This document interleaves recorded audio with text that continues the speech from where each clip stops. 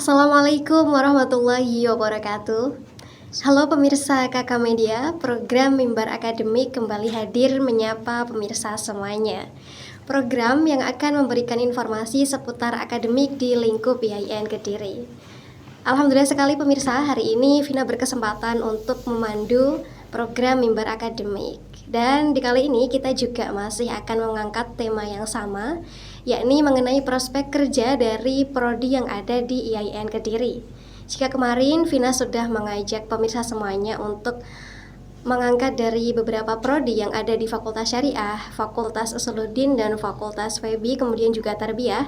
Di sini kita kembali lagi kepada Fakultas Ekonomi dan Bisnis Islam, ada prodi Manajemen Bisnis Syariah.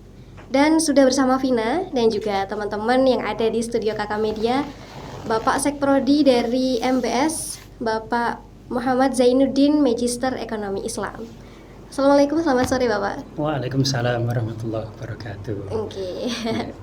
Oke Bapak, jadi kalau kita berbicara nih ya soal prospek kerja nih Pak, ini kan satu hal yang masih di masa depan. Betul. Artinya tentu ada perubahan-perubahan dan adaptasi-adaptasi yang harusnya nanti kita persiapkan. Sebagai mahasiswa kita harus mempersiapkan, juga untuk dosen dan kampus tentunya juga mempersiapkan hal itu. Iya. Nah, kali ini kita akan membahas bersama sampai akar, begitu Pak? Iya, siap. Oke. Jadi dari paparan Vina tadi Pak soal prospek kerja dan masa depan, bagaimana sih prospek kerja dari prodi MBS di masa depan? Monggo Bapak. Iya, baik. Assalamualaikum warahmatullahi wabarakatuh, Mbak Vina dan kawan-kawan yang berbahagia.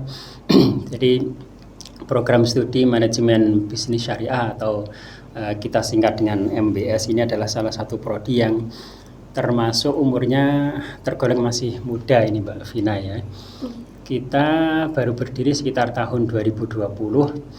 Jadi kalau sekarang tahun 2022 maka kita hitung berarti semester paling tinggi sekarang adalah semester 5. Tentunya kalau melihat semester 5 belum ada lulusan yang ada di prodi ini begitu ya. Tetapi alangkah lebih bagusnya kalau memang jadi sebuah prodi itu bisa dikatakan prodi yang tentunya kita sudah membahas tentang bagaimana profil lulusan kira-kira seperti apa. Kalau lulus dari prodi MBS ini mau jadi apa dan lain sebagainya itu kita sudah rumuskan di kurikulum dan lain sebagainya, sehingga nanti ketika sudah lulus mahasiswa itu sudah bisa diarahkan kemana, profesinya seperti apa, dan nanti akan menjadi apa ke depannya begitu.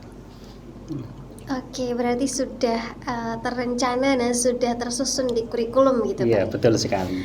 Oke Bapak, mungkin karena Vina penasaran sekali, mungkin profil lulusan di MBS ini ada apa aja Pak? Kita spill sedikit ke pemirsa Kakak Media. Ya, baik.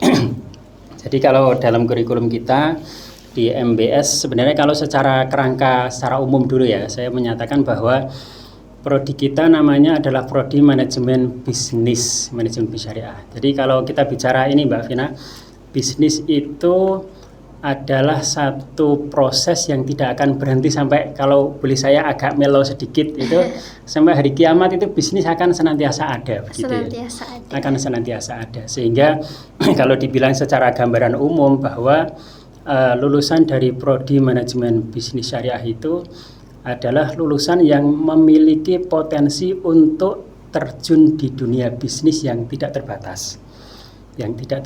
Tapi secara khusus kita membuat satu profil lulusan yang mana nanti lulusan kita sebenarnya kita arahkan kepada empat penjurusan.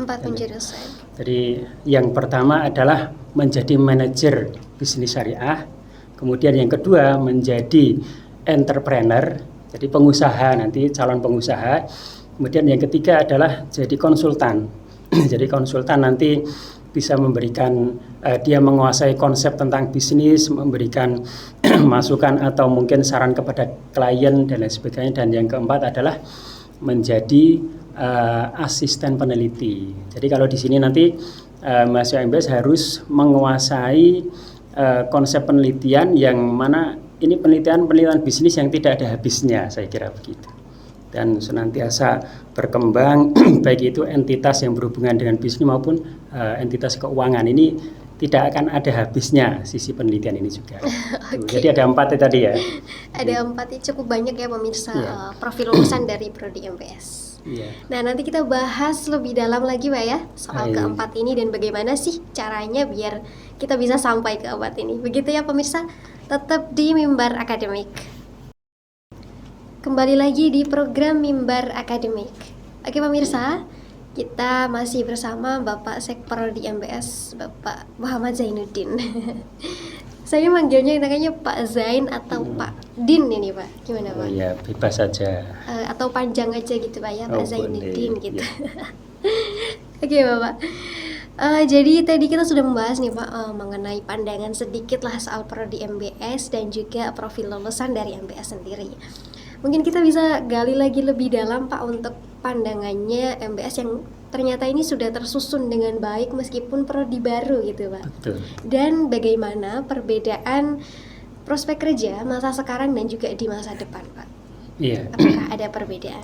Monggo Bapak. Ya, jadi jelas sekali masa itu ibarat roda kehidupan ya, roda kehidupan. Jadi senantiasa berputar. Apalagi kalau misalnya kemarin orang sempat membuat satu prediksi begitu. Orang-orang para ahli membuat satu prediksi bahwa cara kerja orang di tahun 2020 dengan tahun 2040 itu akan sangat berbeda. Tetapi kita ternyata Allah menakdirkan tahun 2019 itu ada pandemi. Nah, itu merubah siklus kehidupan kita, mulai dari cara kita berinteraksi, yang semula kalau misalnya perkuliahan secara offline, sekarang kita beralih menjadi secara daring gitu ya. Jadi cara transaksi keuangan pun juga demikian, cara berbisnis juga demikian, sehingga terjadi percepatan. Oleh sebab itu, kalau dilihat misalnya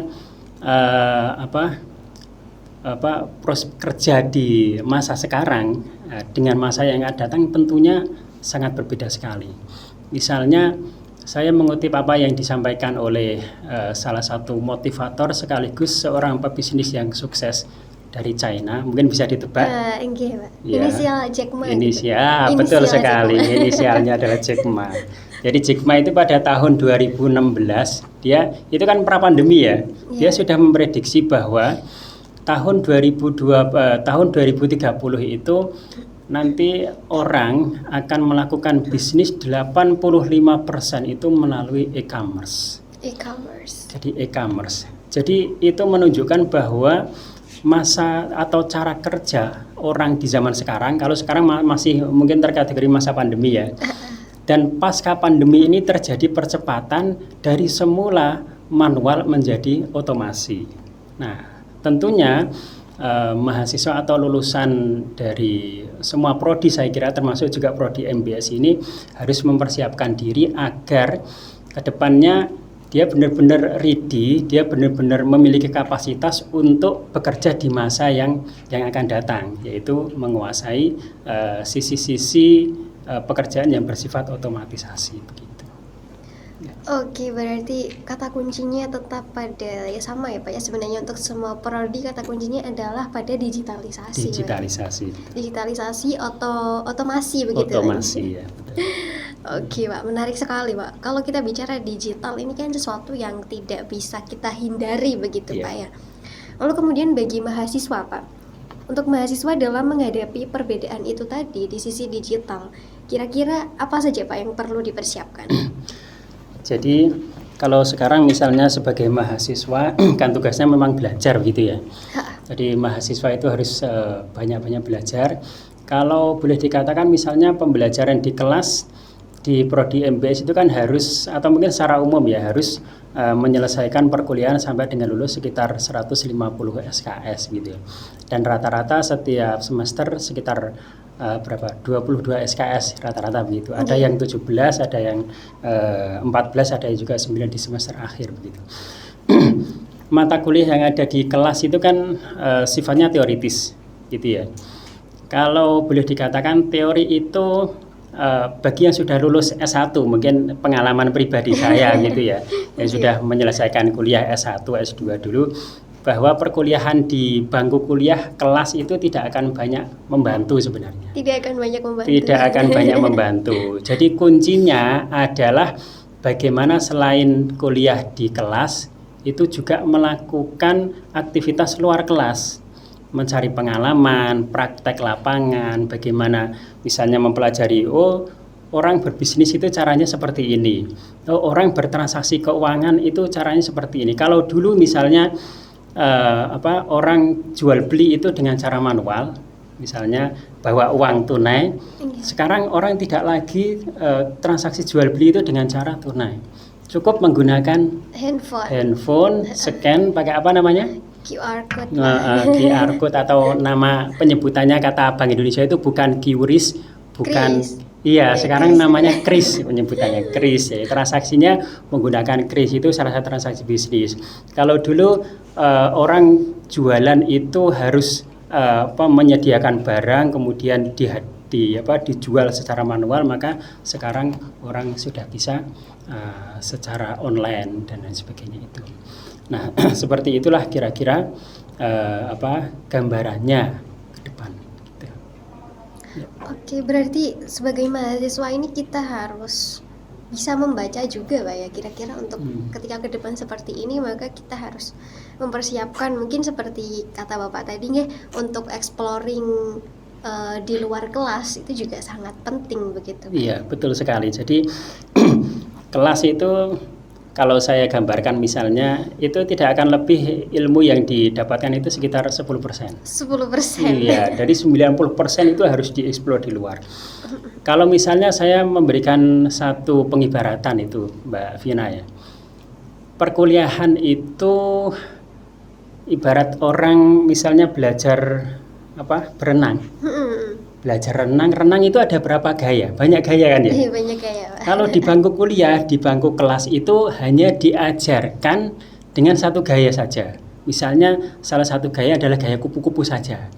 Sedangkan nanti ketika sudah lulus dari perkuliahan, sudah di yudisium, sudah di wisuda, kemudian dilepas ke masyarakat, dilepas ke khalayak, menjadi bagian yang tidak terpisahkan dari masyarakat, entitas bisnis dan lain sebagainya, maka dia itu seakan-akan ditaruh di tengah samudra yang sangat luas. Apakah cukup dengan satu gaya? Dengan satu gaya saja kira-kira. Maka dia harus di masa bangku kuliah itu harus banyak belajar gaya-gaya yang lain, meskipun di ruang kelas tidak diajarkan misalnya seperti itu. Lebih gimana mahasiswa ini bisa aktif sendiri gitu aktif sendiri, betul. Tanpa harus ada kan ya seperti itulah Pak ya. Biasanya mahasiswa kan juga masih terpakem gitu Pak. Iya, betul sekali. Ini berangkat dari situ Pak, dari mahasiswa yang mau nggak mau ini kan masih butuh untuk dibimbing Pak. Betul. Lalu bagaimana prodi manajemen bisnis syariah sendiri untuk mempersiapkan mahasiswa yang masih perlu dibimbing ini untuk terjun ke dunia kerja? Fasilitasnya seperti apa Pak? Ya, jadi dari pihak kampus sendiri terutama bil khusus adalah di prodi kami di manajemen bisnis syariah ini kita sudah menyediakan, yang pasti tugas kami di prodi adalah menyiapkan kurikulum, mata kuliah apa saja yang diajarkan dan lain sebagainya. Salah satu yang kalau materi yang sifatnya teoritis jelas di kelas diajari oleh dosen, tapi di sisi lain selain kita mendorong mahasiswa untuk juga berpraktek secara mandiri di luar, mencari pengalaman di luar, itu juga kita fasilitasi dengan mata kuliah yang sifatnya praktikum. Oke. Nah, praktikum ya, mau tahu misalnya praktikumnya modelnya seperti apa? Harus tahu Pak, harus tahu. Ya. Teman-teman banyak yang menunggu. Ya, inilah menariknya kami di prodi MBS. Jadi di semester akhir itu kita menyediakan semester 5 ya, ada praktikum namanya praktek bisnis syariah. Jadi praktek bisnis syariah. Nah, sebenarnya kalau lingkupnya S1 kita masih sebenarnya arahnya itu hanya mempelajari ada orang yang memiliki satu bisnis, satu usaha begitu. Nah, kemudian bagaimana mahasiswa ini mengetahui cara berbisnisnya itu seperti apa? Mulai dari dari awal, misalnya bagaimana cara pengadaan barangnya, misalnya jualan mie, kulaannya gimana misalnya, kemudian setelah itu proses pengolahannya seperti apa, setelah jadi cara mengemasnya bagaimana, kemudian memarketingkan atau menjualnya seperti apa, itu yang sebenarnya kita arahkan ke sana. Tetapi tidak sedikit ternyata dalam proses praktek bisnis itu sendiri, ternyata mahasiswa itu ekspektasi kita seperti itu, ternyata dia belajar lebih banyak. Belajar lebih banyak. Iya, jadi ternyata yang dia pelajari bukan hanya melihat orang yang sedang berusaha, berbisnis, tapi ternyata pikiran mereka bagaimana saya bisa memiliki bisnis yang serupa. Itu kerennya. Sudah ke tahap mencoba ya, iya, teman-teman. dia sudah, ternyata mereka yang kami dapati demikian. Oke. Itu kan nilai plus. Iya. Tadi namanya apa Pak tadi? Praktek bisnis syariah. Praktek bisnis syariah itu Ya, di PBS. semester 5 Di begitu semester Pak. 5, ya. Lalu untuk kan biasanya di prodi-prodi lain itu Pak, itu kan ada kayak magang terus dan lain-lain. Apakah di MBS ini juga ada Pak? Iya, ada magangnya juga. Berarti beda dengan yang praktek bisnis syariah ini Pak ya? Jadi magang itu ada dua sebenarnya. Oke. Ada dua, ada praktek bisnis syariah, ada juga magang. Nah, magangnya ini kalau boleh dikatakan sama ya sama, dikatakan beda ya beda. Tetapi memang dari sisi kuantitas ini mungkin kalau di prodi lain, kami di mana? Di FEBI itu kan ada 4 prodi, ada perbankan, ada ekonomi, ada manajemen bisnis, dan yang terakhir adalah akuntansi. Nah, masing-masing sebenarnya ada magangnya sendiri-sendiri. Tapi kalau perbankan misalnya magangnya di bank syariah atau di koperasi syariah. Nah, kalau kita bisnis itu magangnya langsung kepada para pengusaha yang ada di lapangan. Nah, bagaimana membantu mereka mempelajari bisnis seperti apa, dan ternyata yang kita dapati di lapangan itu para pengusaha bukan malah merasa kalau mahasiswa ini jadi pinter menguasai bisnisnya, dia itu merasa tersaingi, tidak seperti itu ternyata. Dan luar biasa UKM atau para pengusaha kecil yang kita tempati untuk magang itu ternyata mereka mengajari mulai dari A sampai Z dan tidak ada yang ditutupi oleh mereka. Kan biasanya kan ada kayak tips rahasia gitu, nggak boleh dibuka. Tips rahasia, tapi ternyata tidak ada. Ternyata tidak ada gitu. Kerjasamanya sudah terjalin dengan sangat baik gitu Pak. Iya, betul sekali. Oke. Jadi ada 2 magang ya pemirsa di MBS, tadi ada praktek bisnis syariah sama satunya magang. Kalau magang ini di semester berapa Pak? Kalau magang ini ada di semester 7. Ada di semester 7 dan ini karena masih baru berarti belum ada yang magang Pak. Iya, nanti ini sudah ada yang praktek bisnis kemarin. Oke Bapak. Memang ini prodi yang masih baru, tapi sepertinya untuk prospeknya dan juga gambaran ke depan ini cerah ya Pak ya. Semoga ya Pak ya. Iya, insya Allah. Amin. Kalau boleh dikatakan bahasa cerah atau tidak cerah, perlu saya informasikan di kesempatan ini bahwa di antara 4 prodi yang ada di FEBI itu justru penerimaan mahasiswa yang paling banyak peminatnya adalah MBS. Ini kecil-kecil cabai rawit gitu. Iya, kami ini istilahnya anak yang ketiga atau keempat itu ya. Kalau dulu kan 2 prodi awal, kemudian kita berdiri bersamaan dengan AKS gitu. Walaupun adik itu, tapi ternyata bisa menyalip kakaknya. Gitu. Seperti itu Mbak Vina. Keren sekali untuk prodi manajemen bisnis syariah. Masih ada satu lagi pertanyaan Pak di segmen ini. Tadi kan udah ada soal magang nih Pak, soal praktek bisnis syariah juga sudah ada. Lalu tetap saja Pak, kembali pertanyaan kepada para mahasiswa yang tidak tahu apa-apa soal dunia kerja ini Pak. Selain program-program magang tadi, kira-kira untuk menambah pengalaman mahasiswa tentang dunia pekerjaan yang sesungguhnya, ini ada program lain atau tidak Bapak? Atau cukup dengan 2 program tadi? Ya, jadi pada dasarnya di MBS ini kan judul prodinya kan manajemen bisnis ya. Jadi manajemen bisnis. Jadi sebenarnya kalau tadi di depan saya menyampaikan profil lulusan itu ada 4 ya, ada 4. Yang pertama sebagai manajer bisnis, kedua adalah entrepreneur, kemudian yang ketiga konsultan, yang keempat adalah asisten peneliti. Tapi sebenarnya kita lebih ingin memfokuskan para mahasiswa itu menjadi pengusaha atau entrepreneur. Nah, maka di salah satu mata kuliah kita menyediakan mata kuliah namanya kewirausahaan.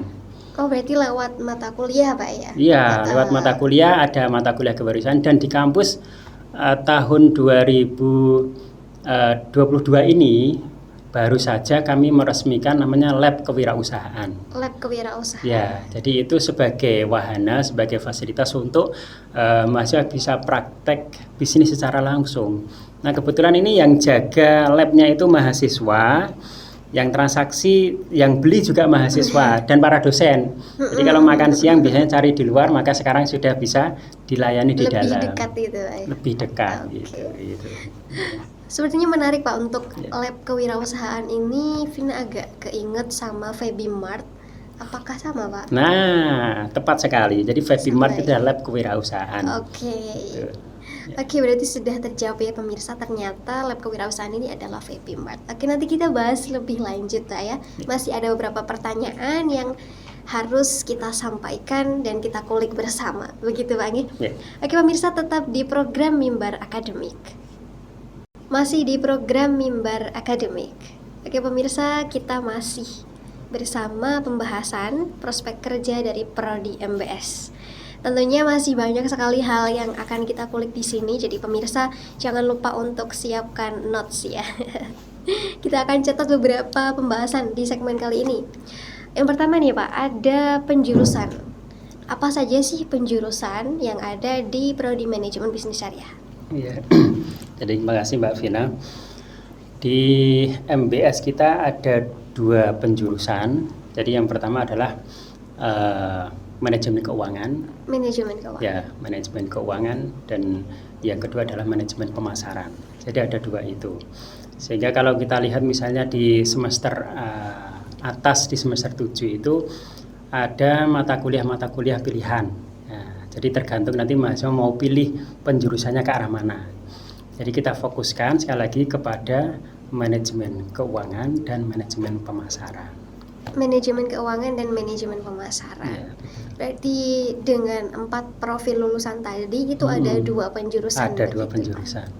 Oke, siap Bapak. Lalu mungkin pemirsa barangkali belum mencatat Pak untuk profil lulusan. Kita bisa bahas lagi Pak, apa saja profil lulusan yang ada di Prodi MBS? Ya, jadi profil lulusan yang pertama adalah menjadi manajer bisnis syariah, ya manajemen bisnis. Jadi secara umum sebenarnya manajer bisnis ya, karena prodi kita ada syariahnya, maka kita harus Islam menyebut karena kalau bisnis secara Islami dengan yang tidak Islami itu tentunya ada perbedaan ya. Terutama kalau misalnya kita lihat dari tema-tema atau materi yang kita sampaikan di kelas itu, kalau bisnis syariah itu lebih kepada etika.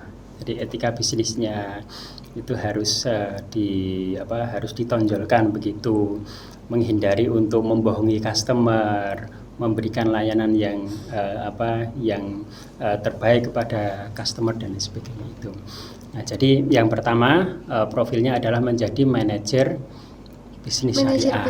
Ya, manajer. Mungkin manajer itu kita mengajarkan, nanti kita berharap dari mahasiswa lulusan itu nanti bisa mampu untuk membuat perencanaan bisnis, mampu untuk mengorganisasi bagaimana kalau bisnis itu ingin berkembang, bagaimana menghadapi kesulitan dan lain sebagainya. Kemudian mungkin bisa pada tataran dia memimpin sebuah perusahaan.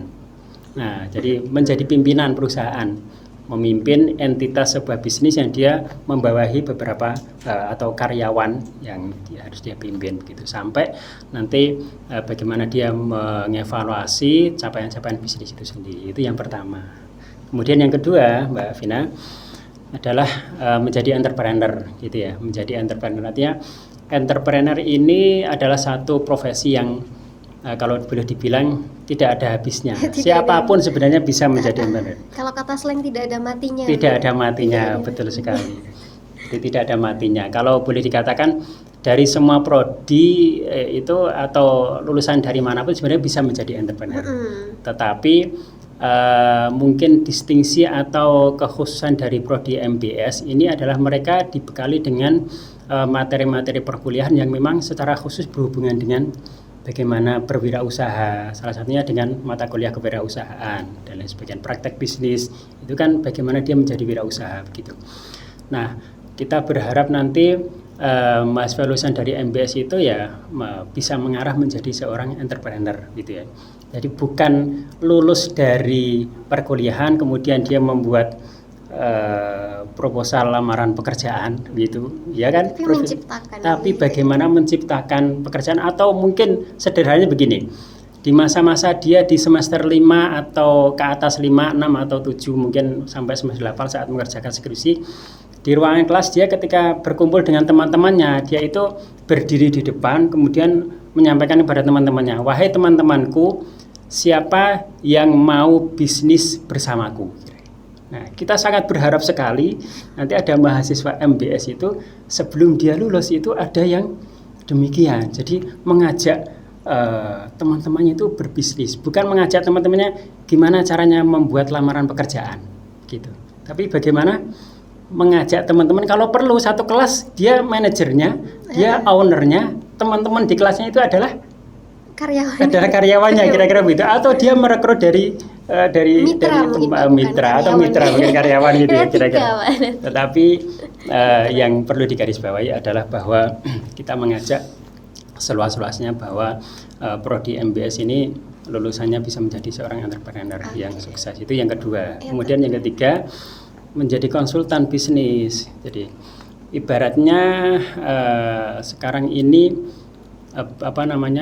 dengan semakin berkembangnya cara orang berbisnis ya, tentunya butuh upgrading, butuh ada ilmu-ilmu baru yang mungkin ketika ada orang yang sibuk dengan bisnisnya, kemudian dia lupa ilmunya ini bagaimana. Nah, inilah konsultan ini, meskipun sebenarnya ada kelemahan juga di konsultan.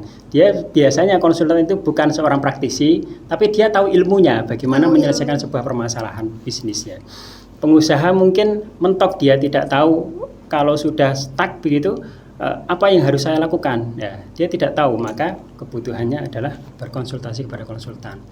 Maka seorang konsultan ini di profil lulusan kami ini kami bekali dengan materi-materi bagaimana dia menguasai konsep tentang bisnis itu sendiri dan nanti bisa memberikan istilahnya masukan atau mungkin solusi bagi kliennya. Dia kalau menghadapi masalah A, maka penyelesaiannya seperti ini. Apalagi di masa sekarang ini terjadi semacam, kalau boleh dikatakan dunia bisnis itu terjadi turbulensi yang sangat cepat sekali. Orang bisnis kalau dulu mungkin dengan cara yang sama itu bisa bertahan lama gitu. Tapi kalau sekarang dengan cara A itu mungkin akan bisa bertahan 4 atau 5 bulan. Bulan ke-6 itu harus berubah lagi caranya. Dan ini dibutuhkan konsultan, orang yang mengarahkan. Kemudian yang keempat adalah menjadi asisten peneliti. Ini penting sekali. Jadi dalam rangka pengembangan, mungkin karena lulusan S1 kan belum bisa statusnya menjadi peneliti. Jadi dia menjadi asisten dari seorang peneliti senior begitu ya. Itu bisa meneliti tentang entitas bisnis, perkembangan bisnis, e-commerce dan lain sebagainya itu Mbak Vina. Oke Bapak, berarti dari penjelasan yang lebih dalam ini tadi bisa Vina simpulkan kurang lebih begini Pak ya. Jadi kalau yang 2 penjurusan pertama yang di manajer dan juga entrepreneur berarti dia lebih ke praktik begitu Pak. Iya. Sedangkan yang 2 ini dia adalah expertise dalam hal teori gitu, bisa dibilang seperti itu Pak. Iya, betul. Oke Bapak, jadi kalau dari paparan Bapak tadi, mahasiswa ini sekali lagi kan belum tahu Pak ya, kira-kira saya bisa cocok di mana begitu. Nah, apa sih yang harus dilakukan oleh mahasiswa sampai dia bisa menemukan dari keempat ini tadi, kira-kira dia bisa cocok di mana? Iya. Jadi sebenarnya mungkin pengalaman masing-masing. Jadi orang itu atau kita sebagai manusia itu kan punya kecenderungan masing-masing begitu ya. Punya kecenderungan masing-masing. Jadi yang bisa kami usahakan, yang bisa kami tawarkan tentang profil lulusan tadi ada 4 dengan 2 penjurusan tadi. Tetapi masing-masing kita itu masing-masing mahasiswa saya kira dan saya yakin itu memiliki kecenderungan masing-masing. Sehingga yang harus dilakukan oleh mahasiswa setidaknya mungkin adalah 4 hal lagi. Jadi bahasa hari ini banyak angka 4-nya gitu. Ya tahu ini hari keberuntungan angka 4. Jadi yang pertama mungkin perlu dilakukan oleh mahasiswa ini Mbak Vina adalah dia harus memiliki visi dulu, visi ke depan. Kalau dia mengambil prodi MBS dengan profil lulusan demikian, dengan penjurusan seperti itu, maka dia harus memiliki visi, oh kalau nanti saya lulus saya akan menjadi ini, saya harus bisa menjadi ini. Jangan kemudian jadi di MBS lulus tapi cita-cita dia atau visi dia misalnya ingin menjadi bankir misalnya. Jadi ini kan jadi tidak sesuai dengan profilnya. Sehingga dia harus memiliki visi ke depan. Ya kita berharap sesuai dengan profil lulusan itu tadi. Visinya harus kuat, itu yang pertama. Yang kedua kemudian dia harus bisa menggali bahasanya itu kalau di depan tadi saya mengatakan adalah kecenderungan.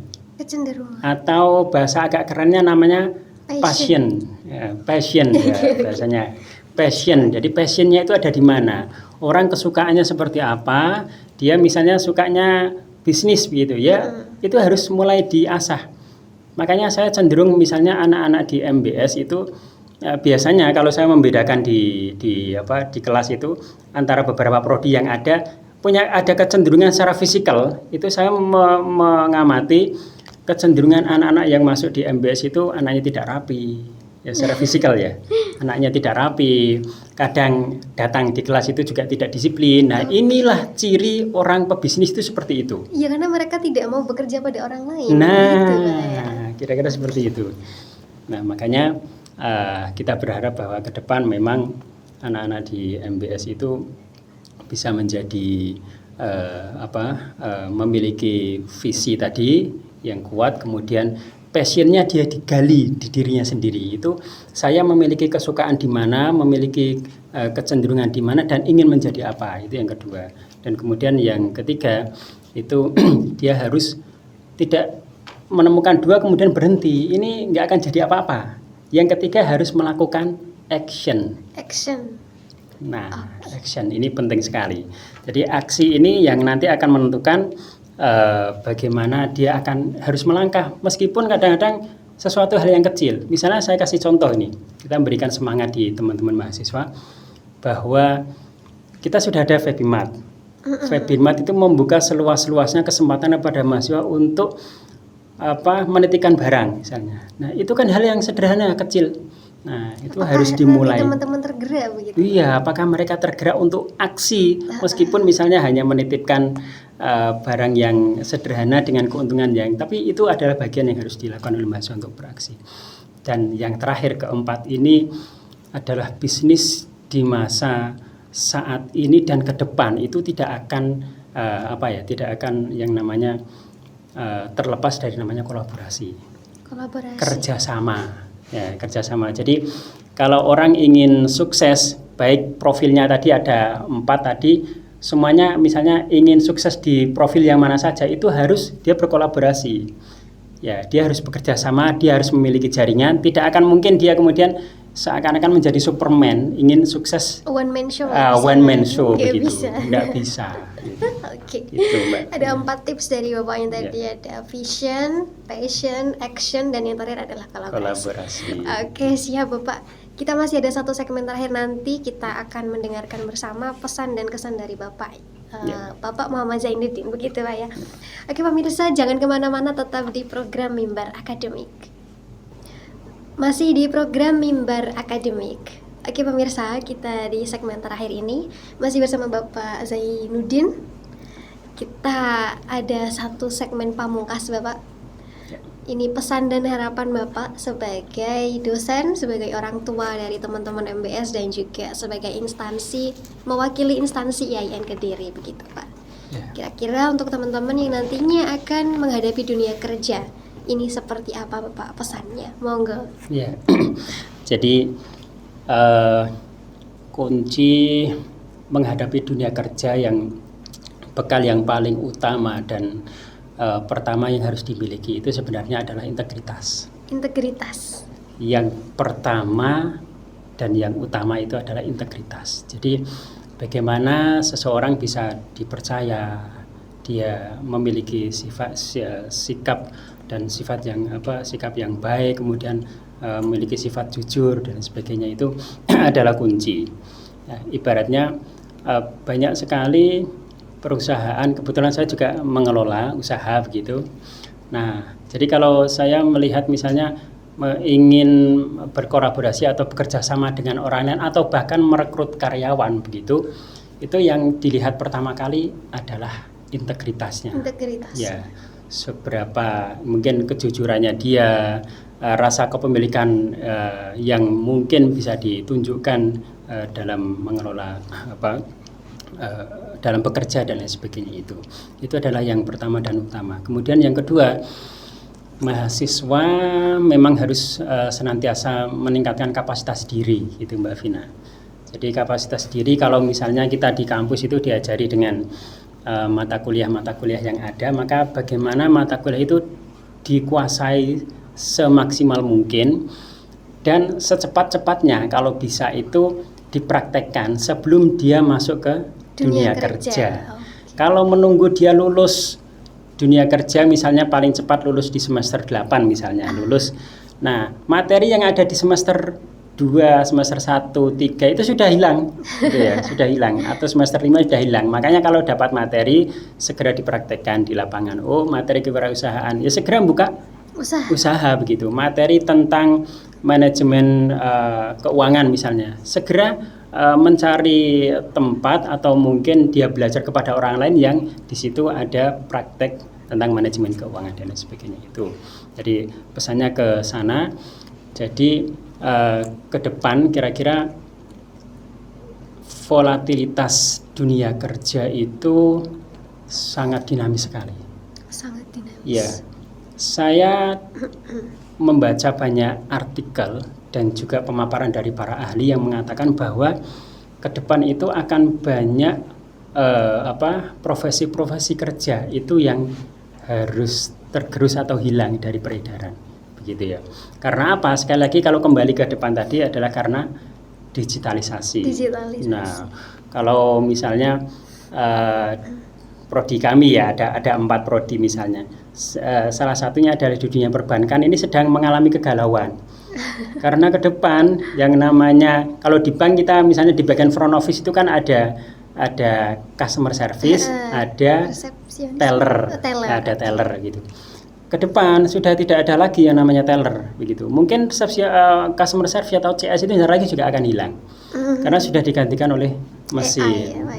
Pakai AI atau mungkin mesin yang kita bisa store tunai, bisa tarik tunai dari mesin ATM dan sebagainya itu. Tapi kalau di dunia bisnis ini juga pasti akan ada pergeseran gitu ya. Dari semula manual menjadi digital gitu. Kalau Jack Ma tadi mengatakan 85% tahun 2030 itu akan beralih semuanya ke sana. Ya tentunya sekaligus untuk mahasiswa memang harus bersiap diri untuk belajar lebih giat lagi, terutama adalah praktek di lapangan. Ya kedepannya bagaimana? Ya itu Mbak. Oke, itu tadi pesan dan harapan dari Bapak Muhammad Zainuddin, Sekprodi dari MBS, begitu Pak. Ya. Oke Bapak, terima kasih untuk pertemuannya hari ini. Terima kasih Bapak sudah berbagi ilmu kepada kami dan juga kepada pemirsa KK Media. Semoga kita diberi kesempatan untuk bertemu lagi, begitu ya Bang ya. Insyaallah. Oke pemirsa, sampai di sini dulu program Mimbar Akademik episode kali ini. Kita ketemu di episode minggu depan. Saksikan terus program Mimbar Akademik di channel YouTube KK Media Official. Saya Vina Kurota beserta seluruh kru yang bertugas pamit undur diri. Wassalamualaikum warahmatullahi wabarakatuh. Waalaikumsalam warahmatullahi wabarakatuh.